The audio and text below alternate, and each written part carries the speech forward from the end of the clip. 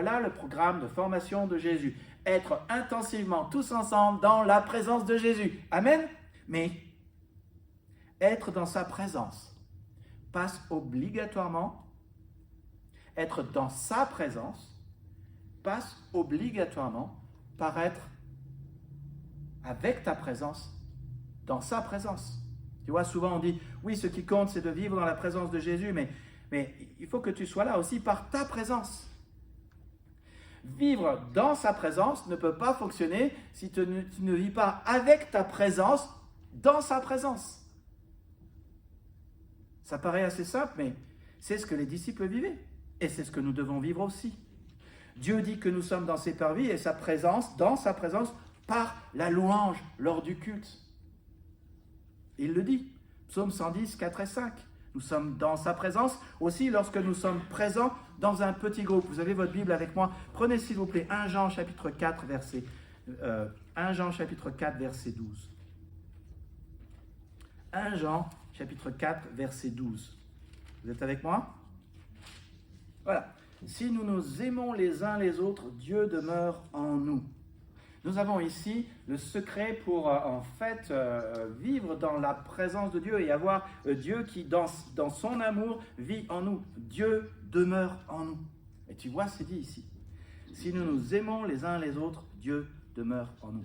Un autre verset, si vous voulez, juste avec moi, ce que j'aime avec Jean, c'est Jean, il nous dit la vérité. Et moi, j'ai besoin qu'on me dise la vérité parce que la vérité, ça me permet vraiment de construire ma vie, de caler ma vie. Alors, regardez ce que Jean dit dans 1 Jean 3, 16. Juste avant, le chapitre d'avant. 1 Jean 3, 16. Vous y êtes? Alors, nous avons connu l'amour en ce qu'il a donné sa vie pour nous. Nous aussi, nous devons donner notre vie pour les frères. Jésus nous a donné le commandement de nous aimer les uns les autres. Et il nous dit, aimez-vous comme je vous ai aimé. Alors, question de fond, mon ami. Jésus, est-ce qu'il est venu en faisant du YouTube, en restant au ciel? Jésus, il aurait pu dire simplement, écoutez, moi je suis suffisamment puissant. D'ailleurs, je ne sais pas si vous avez vu dans l'Ancien Testament, quand j'avais un truc à dire, je ne descendais pas toujours. Parfois, j'envoyais un rêve. Ça suffit. Non, Jésus, il l'a fait en présentiel. Comment est-ce que Jésus nous a aimés? Il est venu en présentiel. Il s'est fait homme comme nous on est. Et il a donné en présentiel sa vie sur la croix. Est-ce que ça a fait mal? Oh oui, ça a fait mal. Et je ne sais pas comment Jésus a fait pour dire « Père, pardonne-leur ». Mais tu vois, Jésus l'a fait en présentiel. Et on nous demande de nous aimer les uns les autres comme Jésus nous a aimés. Et donc, obligatoirement, ça passe par du présentiel. Mon ami, tu dis, je t'aime, ok, super. Donc, quand il y a quelqu'un qui est en difficulté, tu es en train de le visiter, tu vas prier pour lui ou pour elle. Marie a besoin de nos prières, elle a besoin d'être soutenue. La petite va être greffée. On a besoin de prier pour Marie. Elle fait partie de notre famille et on a besoin d'être là. Pas simplement des SMS. Pas simplement. Vous voyez, c'est la même chose avec les groupes de maison. La Bible nous dit que si nous louons le Seigneur dans son temple, nous sommes dans sa présence, mais ça passe par être là, présent. Jésus, la Bible nous dit, on vient de le lire dans 1 Jean 4, 12, 1 Jean 3, 16, que nous devons nous aimer les uns les autres, mais ça passe par être présent. Mon ami, tu dis que tu aimes ton frère et ta sœur, et peut-être que souvent tu es tenté d'aller au groupe de maison simplement par de la vidéoconférence.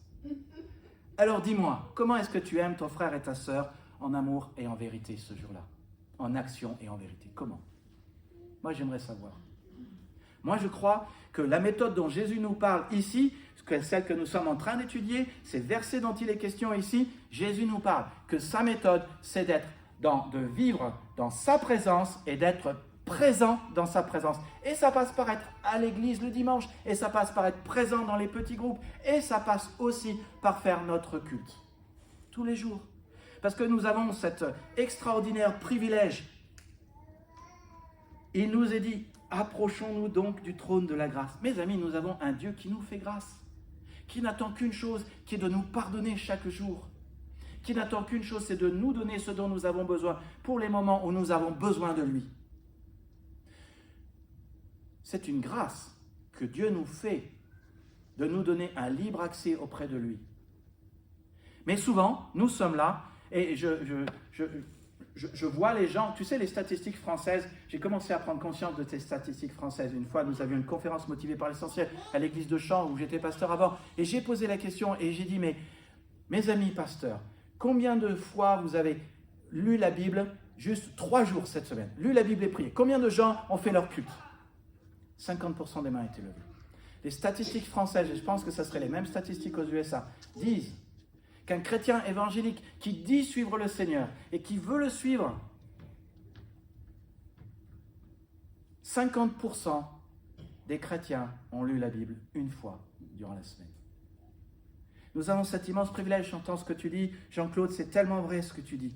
Il y a tellement de gens qui aimeraient. En Chine, les gens se poussent et sont même prêts à mettre leur vie en danger. Et dans d'autres pays, ils mettent leur vie en danger parce qu'ils veulent juste être dans la présence de Dieu pour écouter la parole de Dieu. Et nous avons ce privilège de pouvoir être dans la présence de Dieu. Et nous pouvons vivre dans la présence de Jésus par la prière. On ne parle pas d'être religieux là. On ne parle pas de faire des prières apprises par cœur. On parle juste d'être sincère et authentique. Nous avons cet immense privilège de pouvoir être dans la présence de Jésus par la prière et le culte personnel. Et pourtant, si souvent, nous n'avons juste pas le temps. Dieu veut nous bénir.